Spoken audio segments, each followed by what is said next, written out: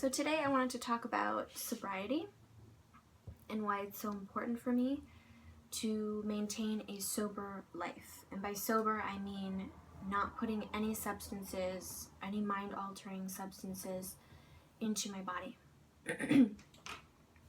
And the reason for that is because I am in recovery from alcohol addiction. And I wanted to be open about that because I feel like there are a lot of others that can benefit from knowing that there are others out there who have had similar addictions. Now, for me, so many people would look at me and think, wow, you're really high functioning, you don't seem to, you don't look like an alcoholic. You look so young, you look so fresh, you don't look like alcohol's done anything to you. And let me tell you something, I started drinking very young, and I'm not even 30 yet. So for me, it's been a long journey with alcohol, but it's all taken place in my youth. I haven't taken it into my, adult years, so to speak. So I know that the earlier the better for me to stop drinking. But yeah, everyone has, issues at different stages in their lives, and we can't judge people based on, appearance. Some people are really struggling and they may appear to have it all together. So with that said, I wanted to tell my story so that others who are struggling, who may be able to relate to me a little bit, can feel like they're not alone. Because I know for me, one of the most important things in life when going through something, especially a struggle, is to feel like you're not alone in that struggle. It helps you to know that there are others going through the same thing, and although you may not physically be with each other on a daily basis, we can walk this journey together, if not, just on YouTube. So, I started drinking when I was a freshman in high school, and at first it was for fun. It was, wow, this is so much fun, I'm drinking, oh my gosh, my mind is out of control right now, what's happening to me, this is so great. And it was just a harmless thing that I would do, maybe on the weekends, like every once in a while with my friends as like a really rebellious sort of thing to do. Once I realized that alcohol was able to suppress things and numb feelings and take me away for a little while from the reality that is my life, I started using it. I started using it as a tool to help me with confidence. Like if I was at a party, alcohol helped me to break out of my shell and be more social with people, which would later on down the road actually turn into the opposite effect. But initially, it was really fun to be able to feel confident, because I was always a very introverted, shy person who didn't have a lot of confidence. I was always very sensitive, worried a lot, fearful of what other people would think of me. So alcohol really helped in that sense, or so I thought. As I progressed into my late teens and I went through a breakup with my first boyfriend, my first serious boyfriend, I really started to drink a lot at that point. And I think that was the turning point in my life when I really started to abuse alcohol. And I was drinking every single night to the point of blackout drunk because I didn't want to feel anything. I didn't want to have to deal with anything. I just wanted everything to go away. And alcohol was helping me nurse that feeling of, tragedy or depression or whatever I was experiencing at the time. And then I entered into a new relationship very abruptly because I didn't want to experience the loneliness that I thought I would experience. And 2 years into that new relationship, I became pregnant. And I didn't drink during my pregnancies. I didn't drink while I was breastfeeding. But as soon as I was done breastfeeding, I returned back to the alcohol. So I had somewhat of a control on it where I knew, okay, not going to do this during pregnancy because I care for my unborn child. Okay, not going to do this during breastfeeding because I don't want my my infant child to take in any of this alcohol, you know, through my milk, through my bloodstream. So I had enough sense to do that, but then I didn't have enough sense. In other words, I cared for my child, but I didn't care for me, because the moment that my child didn't depend on my body anymore, I immediately put my body back into that submission to the alcohol, back into that suffering, back into that torture, that binding, you know, enslavement. And so I would continue this cycle for many years, until just 2 months ago, actually. So I'm 2 months sober, and I know you don't know like the before me, but I feel and look so much better than I did just 2 months ago. I can't even begin to tell you, like, I feel amazing. I have so much more energy. I'm excited about life. I'm inspired to pursue things that I've always wanted to pursue, but I always felt weighed down by that alcohol, and just feelings of, you know, I'm not good enough, I'm never going to amount to anything, I'm never going to be able to accomplish that. I'm starting to feel like I can actually do things for the first time in my life. Or for the first time in a long time, I should say, because I mean, when I was younger, I used to think I was on top of the world. But for the first time in a long time, you know, I feel like this is great. I'm pursuing the best me that I can be. So, yeah, I'll talk a little bit more about, you know, how things have been for me, but I just wanted to say that, you know, it wasn't easy to get out of the cycle, because it's a cycle, you know, at least for me. You know, drinking alcohol came in cycles. So I would feel that, and it all tied in with, you know, my mental state. And, you know, like I said in a previous video, I struggled with anxiety and depression, very much so. And I'm still seeking help for that. But the alcohol it was strange, because I was using the alcohol to sort of combat the anxiety and the depression, but it was only making those things worse. So it's a cycle of feeling the depression, feeling the nervousness, the worries, you know, the anxiety, and then trying to use the alcohol to at least, you know, sort of calm those feelings down. But then the alcohol always got to a point where it would get to be too much. It was just bringing me to that suicidal point, you know what I mean, where I just didn't want to be alive anymore because things were so bad. And that's when I'd say, okay, I've had enough, I need to quit. I would quit for maybe at most a month and a half, and that was a really good quitting moment for me. A month and a half was a long time. And then I would go right back to it and say, oh, I can handle this. Because once you get past that 30 days, you're starting to feel confident, right? So you feel like, oh, I can do this. I can have one drink. I can be a moderate drinker now.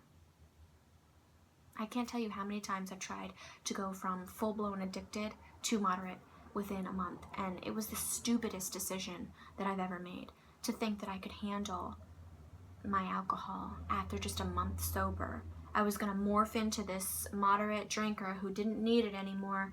I was just going to do it for fun. No. It would always take me right back into the cycle again. And, you know, this is just my experience. I'm not putting any sort of label on alcoholism. I'm not saying this is the way that it is for all people. I know that everyone has different stories and different reasons for coming to alcohol in the first place, and for sticking with it for as long as they have, and struggling with it as long as they have. But this is my story.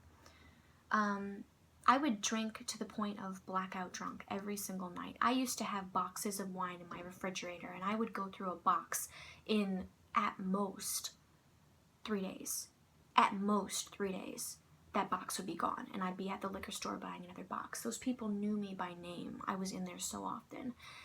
And I remember one time I was in there, and he's like, you back for another Franzia? And I'm like, yep, back for my white sin, you know. And he looked at me, and he's just like, don't do this to yourself. the guy at the liquor store counter, and I'm like, what are you talking about? He's like, please, you're young, you're beautiful, you have your whole life ahead of you. Please don't do this to yourself. I see what you're doing. And I'm like, oh my God. Like, this guy is cutting deep, right, to my soul. Like, he doesn't even know me. And he's like, you know, and he's like, trust me. It almost happened to me. It's happened to a lot of my friends. He's like, you think you have it under control now, but before you know it, you're going to be waking up in the morning, pouring yourself a glass of white Zin just to get through, just to wake up, just to feel okay, you know, just to keep it under control. And you're not going to know how it happened, why it happened. It's just going to have happened. And I'm just like, oh my God, this is intense. And I don't mean to, you know, I know that there are many people who are at that stage in their lives, and I'm very sorry. I don't mean to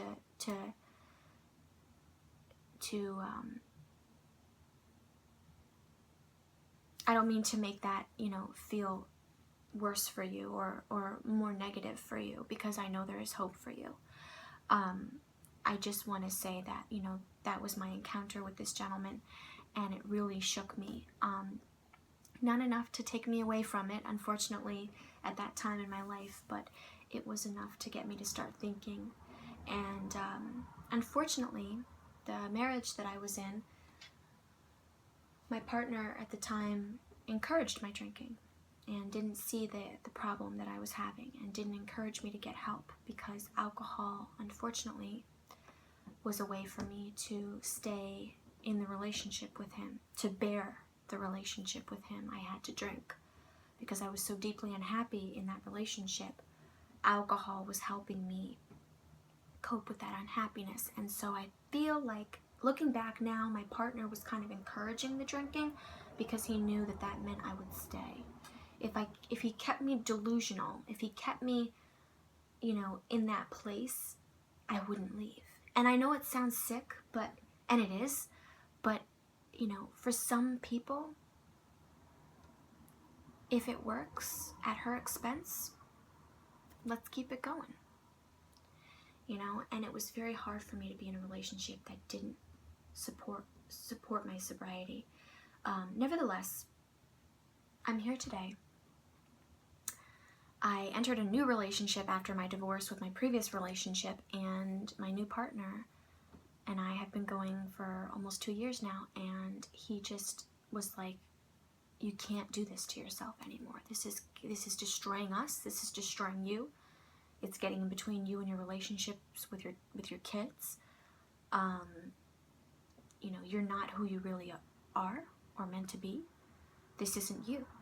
You're a completely different person when you drink alcohol, even if you're not under the immediate influence of alcohol. You know, because here's the thing.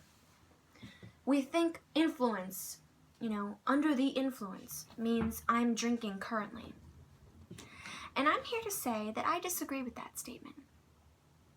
Because I think that if you wake up in the morning after binging for a week straight, okay, let's say, or more, and you wake up in the morning and you've slept off that alcohol, you're not necessarily drunk.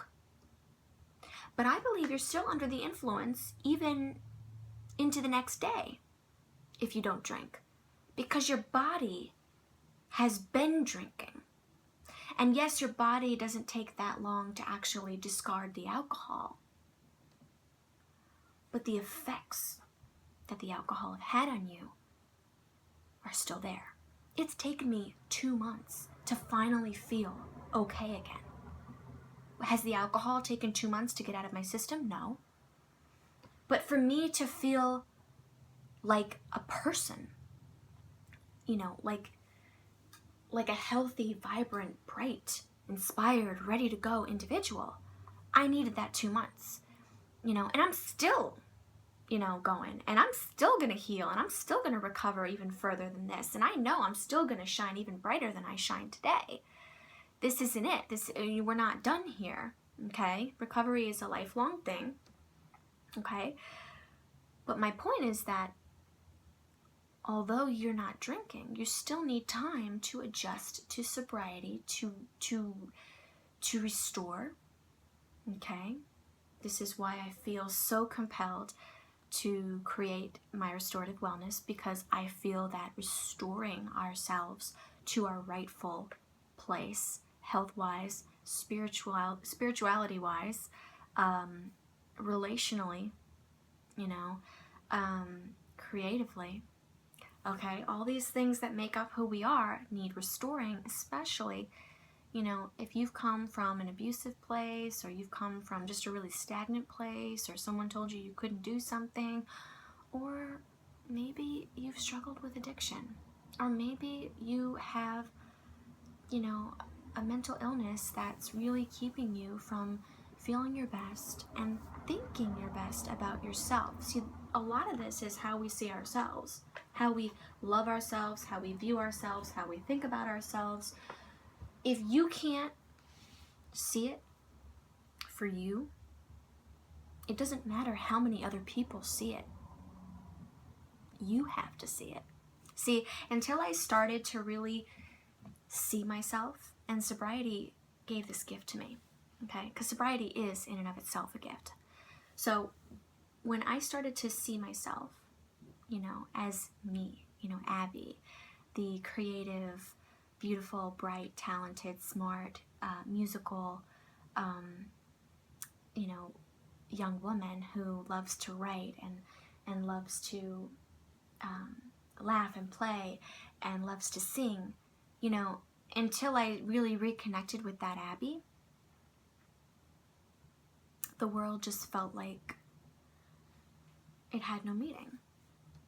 And I kept searching for that meaning while I was drinking alcohol. Go figure.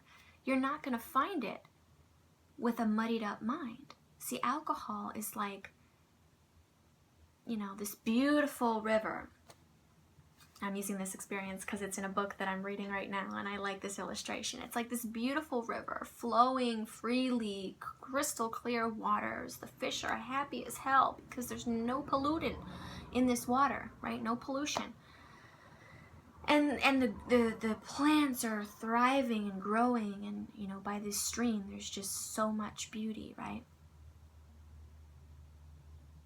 And you're looking, and then when you start drinking, you start to pollute this river, right? And then you progress and progress and progress into the addiction, and down the road of addiction you go, and the river just keeps getting nastier and nastier and nastier. Now you're trying to find the clean river again, but you just messed it all up. And you're trying to find the clean river by continuing to pollute it. It doesn't make any sense, And you're not going to see that. You're not going to see that while you're drinking. You're not going to be like, oh, I'm trying to find this clean river and I'm just making it worse. Huh. No, because you're in the midst of making it worse. So naturally, your mind is polluted, and you're not going to see clearly. You're not going to think clearly. You're not going to see what you're doing.